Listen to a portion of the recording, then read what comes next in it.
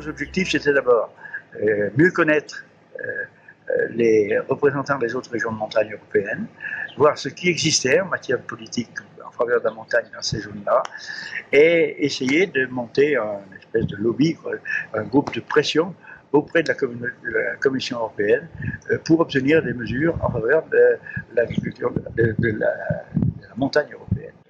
Euromontana a continué à progresser avec de plus en plus d'organisations adhérentes de tous les pays d'Europe concernés par la montagne, et différents sujets ont pu être abordés. Et chaque année, les assises portaient sur un thème, et on faisait un pas de plus en matière de reconnaissance de l'agriculture de montagne et d'appui, pas seulement à l'agriculture, mais à l'ensemble de la montagne. Maintenant, j'avoue que je suis assez satisfait de voir ce qui se passe, parce qu'il y a des équipes très compétentes maintenant, un peu dans tous les pays, qui travaillent ces sujets et qui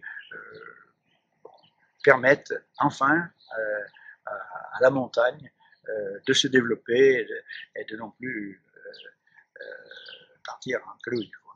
Je suis très satisfait de voir ce qui se passe en ce moment et la progression d'Euromontana, tout ça dans l'intérêt des zones de montagne européennes.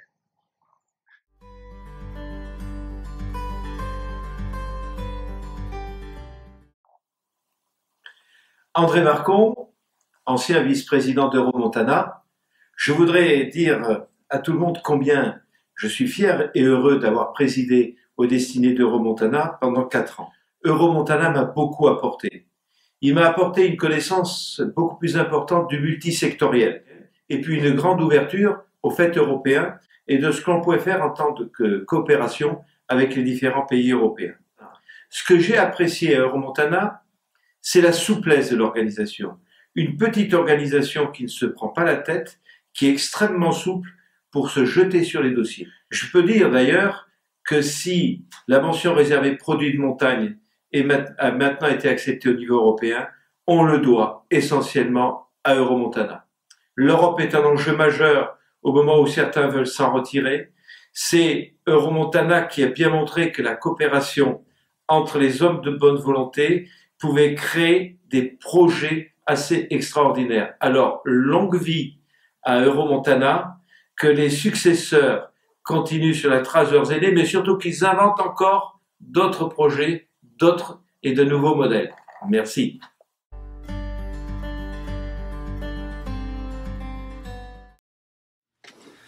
I've been involved with Euromontana for 20 years, since it was established at a memorable meeting in Krakow in Poland in 1996.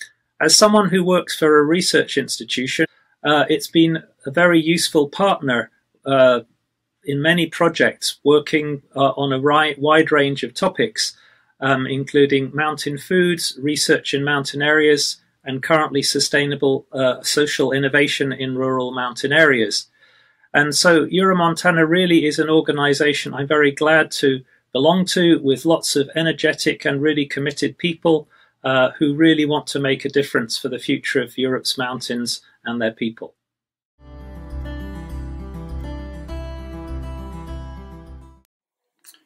Firstly, I would like to congratulate Euromontana with the first 20 successful years, and I'm looking forward to see the results of the work also in the future. I've been very pleased indeed to be able to join Euromontana and to have had a position within the board. The work that's been done has definitely been a success for the development of the mountains in Europe and also in Norway. I wish you further success. Thank you.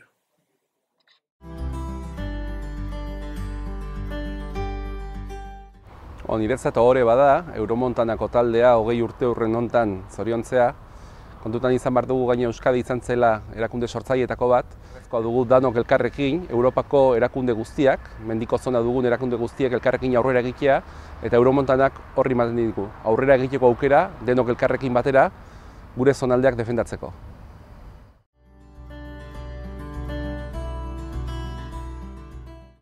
We were actually one of the founder members of Euromontana, so we've been involved in the organisation since the very beginning.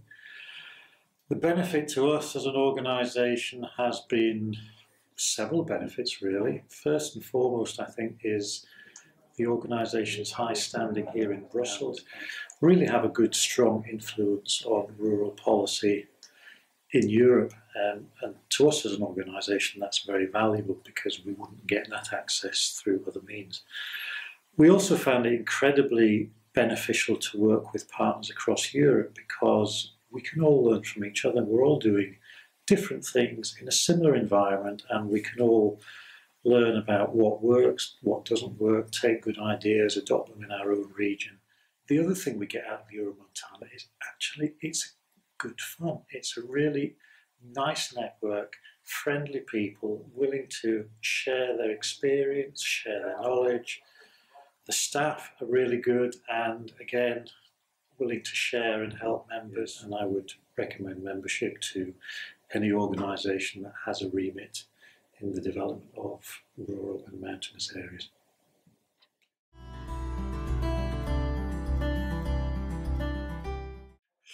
Euromontana, c'est une opportunité, à mon avis, formidable déjà d'avoir en réseau une vision transversale et généraliste de la montagne.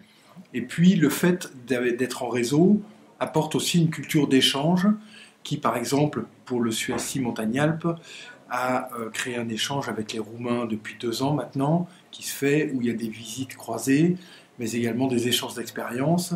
Et puis, ça permet aussi de travailler des dossiers communs et d'avoir des positionnements communs.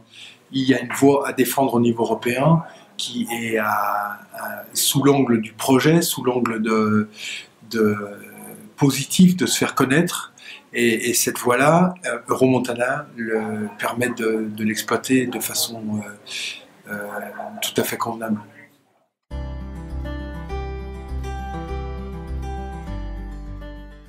Pour moi, très sincèrement, c'est un grand bonheur d'avoir rencontré une petite équipe qui travaille énormément. Donc je crois que c'est une des qualités. C'est une source qui ne se tarit jamais concernant un certain nombre d'informations.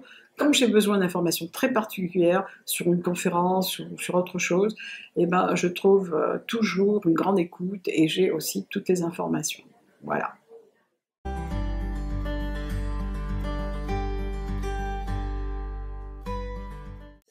Euromontana, c'est d'abord un lieu d'échange avec l'ensemble des pays européens sur tous les sujets qui concernent la montagne. C'est aussi un moyen d'accès aux instances officielles de l'Union européenne, la Commission, le Parlement européen, etc. Notamment l'intergroupe du Parlement Roumra. L'action d'Euromontana a été, dans un passé récent, tout à fait déterminante, au moins sur 2 points. D'une part, sur la mention facultative montagne, qui permet de mieux démarquer les produits issus de la montagne. Et deuxièmement, sur un autre sujet très important pour l'agriculture, c'est la question de l'ICHN, où Euromontana a aidé à relever les plafonds et faire en sorte, de cette façon, que les handicaps naturels soient mieux pris en compte et mieux compensés. Euromontana permet aussi donc cette approche par les territoires de façon beaucoup plus transversale et pas simplement une approche filière telle qu'on a parfois tendance à le faire en agriculture. C'est bien une vision globale que porte Euromontana et c'est à ce titre une façon extrêmement à la fois intelligente et efficace d'approcher les problèmes de la montagne et aussi bien sûr de proposer des solutions.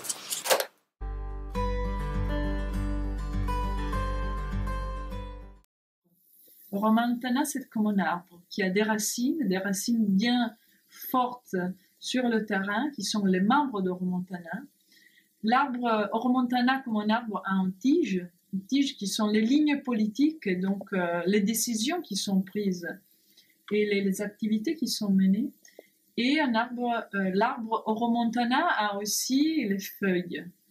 Les feuilles qui sont les projets, l'espoir pour le futur et le contact avec le ciel. Donc, Euromontana, je pense, est tout ça, vraiment une force. Il faut de toute façon continuellement travailler pour alimenter ces racines et pour avoir un feuillage et des feuilles le plus proches possible au ciel.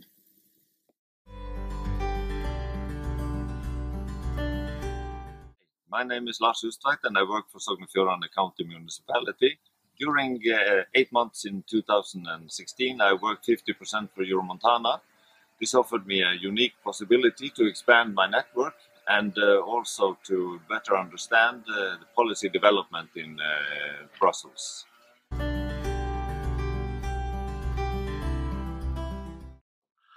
And being part of Euromontana has given us another forum in which to express our unique, often different views to a similar-minded clientele of members, and actually feel like we can get somewhere and get a bigger voice in Europe. So finding a way of lobbying and finding a way of promoting a particular point, and really importantly for us, and quite selfishly for us, it's about promoting our position as a small local authority that often wouldn't get this scale of voice otherwise. So that's Euromontana for us.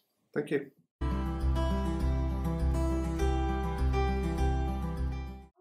Je tiens à souhaiter un très bon anniversaire à Euromontana. Nous avons au sein d'Euromontana énormément d'amitié entre les peuples des montagnes, mais aussi un apport de connaissances ou une mise en commun de connaissances, qu'elles soient culturelles, scientifiques, agricoles, etc. Puisque l'agriculture n'est pas le seul sujet traité à Euromontana. Mais pour ma part, je reconnais à Euromontana une structure très porteuse pour l'avenir, où nous arrivons à travers nos différences, à trouver malgré tout une convergence pour écrire une politique agricole commune que nous souhaitons défendre. Et je tiens à préciser qu'Euromontana joue parfaitement ce rôle.